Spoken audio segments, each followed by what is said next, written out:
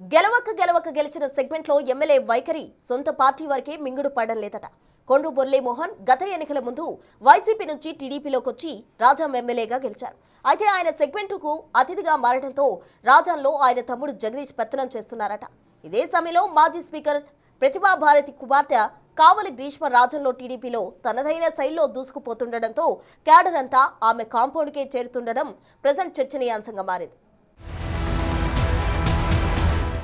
2009లో నియోజకవర్గాల పునర్విభజన జరిగిన తరువాత సిక్కోలు నుంచి విజయనగరం జిల్లాలో కలిసిన రాజాం నియోజకవర్గంలో టీడీపీ గెలవటానికి 15 ఏళ్ల సమయం పట్టింది. అయితే 2024లో గెలిచిన తరువాత పార్టీ బలపడే సూచనలు రాజంలో కనిపించడం లేదు. పార్టీని బలోపేతం చేయటం కంటే వర్గపోరి ఎక్కువగా కనిపిస్తోంది. బయటికి అంతా సవ్యంగా కనిపిస్తున్న కొండ్రు మురళి వర్సెస్ కావలి గ్రీష్మ పొలిటికల్ ఫైట్ సాప కింద నీరులా విస్తరిస్తోంది. ఎమ్మెల్యే కొండ్రు మురళీమోహన్ తీసుకుంటున్న నిర్ణయాలు, ఆయన వ్యవహార శైలే వర్గపోరుకు కారణమని తెలుగు తమ్ముళ్లు రుసరుసలాడుతున్నారు.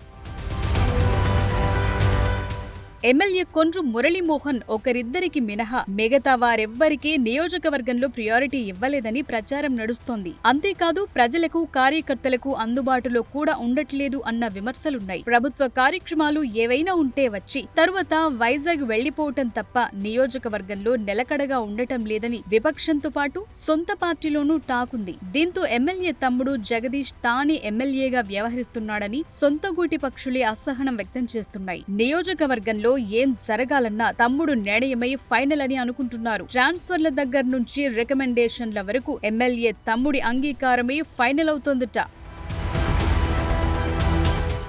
ఎమ్మెల్యే తమ్ముడు కొండ్రు జగదీష్ వ్యవహారంతో నియోజకవర్గంలో మెజార్టీ టీడీపీ నేతలు మింగలేక కక్కలేక ఉంటున్నారన్న గుసగుసలు వినిపిస్తున్నాయి. ప్రస్తుతానికి అధికారంలో ఉన్నాం కాబట్టి తప్పని పరిస్థితి నెలకొందని ఆఫ్ ది రికార్డ్ గా మాట్లాడుకుంటున్నారట.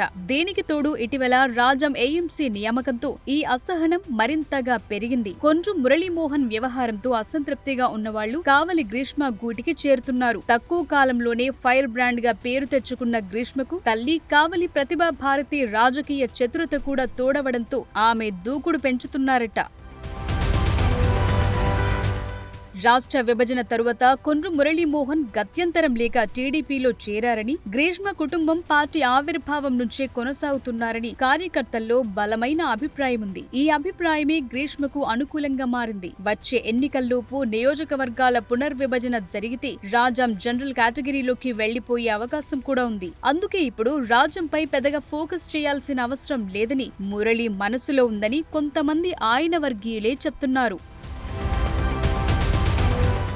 అయితే ఇక్కడే గ్రీష్మ తనదైన రాజకీయ చతురత ప్రదర్శిస్తున్నారని తెలుస్తోంది. 2029 ఎన్నికల నాటికి నియోజకవర్గాల సంఖ్య పెరిగినప్పటికీ రాజ్యంలో కొంత భాగం ఎస్సీ రిజర్వేషన్లోకి వెళ్లే అవకాశాన్ని కూడా ఆమె కొట్టిపారేయలేకపోతున్నారు. అందుకే నియోజకవర్గంలోని అందరి నేతలతో మంచిగా మెసులుకుంటున్నారు. ఆ క్షమంలో మురళీమోహన్ దగ్గర ఉన్న నేతలంతా కావలి గ్రీష్మ కాంపౌండ్ లోకి చేరిపోతున్నారు. మొత్తానికి పెద్ద హడావిడి లేకుండా రాజ్యంలో గ్రీష్మ పట్టు సాధించే ప్రయత్నం చేస్తుండటం పెద్ద డిబేట్ గా మారింది.